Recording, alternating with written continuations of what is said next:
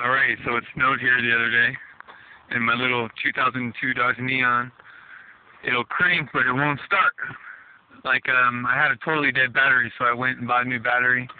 You know, I'm getting lights, I'm getting juice, but when I try to start it, it's just doing that. Here, one more time.